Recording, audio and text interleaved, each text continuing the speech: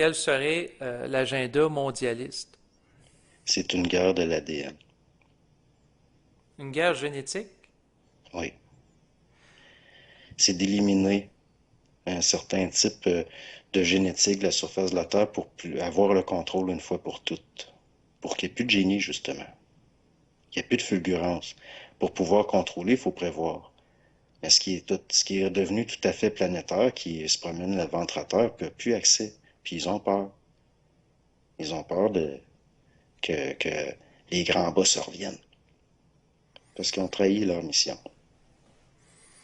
OK. Et quand que tu parles de eux qui ont trahi leur mission, tu fais référence à qui?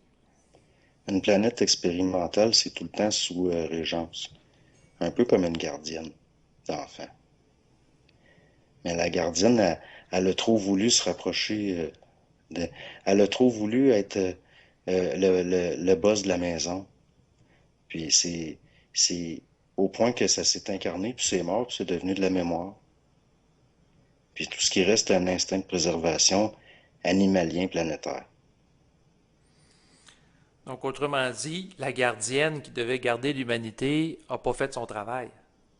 Ben non, elle fouille partout, elle vole les parents pendant qu'ils sont partis. L'heure avance, les parents sont à la veille de revenir, là. C'est la panique.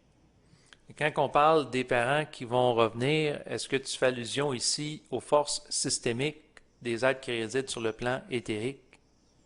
Ah, même, je pourrais pas donner de nom à ça. Le seul nom qui conviendrait, c'est ce que certaines personnes spiritualisées appellent Dieu. Parce que une affaire de temps. C'est une affaire de cycle. C'est de quelque chose d'une autorité. C'est une autorité qui s'en revient. Qui est sans faille.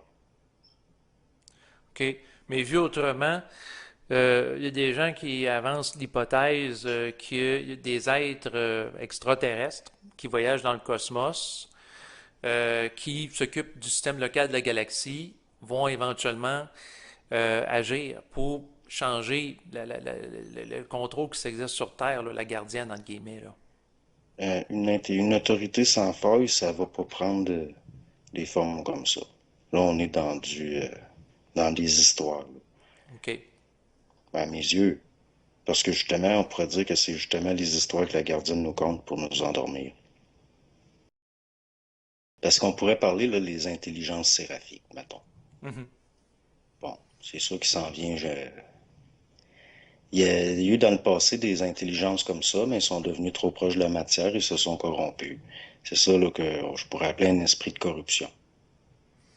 Mais il y en a d'autres qui sont restés là, Ben, incorrompus, ben oui. incorruptibles.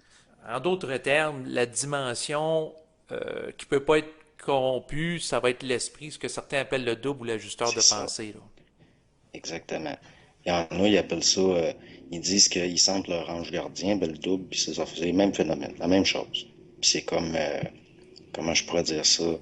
C'est comme ce qu'on pourrait appeler le génie, c'est ce qu'on appelait autrefois une grâce. Mhm. Ça revient au même. C'est juste le langage qui est différent. Quelqu'un qui a le contrôle, qui a un contrôle interne sur lui-même, ou que lui, ce qu'il veut, c'est se dominer lui-même, il s'en fout de ça. Il ne cherchera pas à dominer les autres ou à Non, imposer un agenda sur eux. Ouais. à moins qu'il soit dérangé dans sa vibration par les autres, dans son harmonie à lui. Qu'est-ce que le pouvoir? Le pouvoir, c'est de la domination extérieure. Ça dépend de quel pouvoir qu'on parle. Parce que le vrai pouvoir, c'est interne. Mais il n'y a pas de différence entre l'externe et l'interne, au fond. C'est juste une question de degré. Mais le pouvoir, comment je pourrais dire ça? Le pouvoir, c'est ça. Ouais. Même la capacité de ne pas avoir de pouvoir.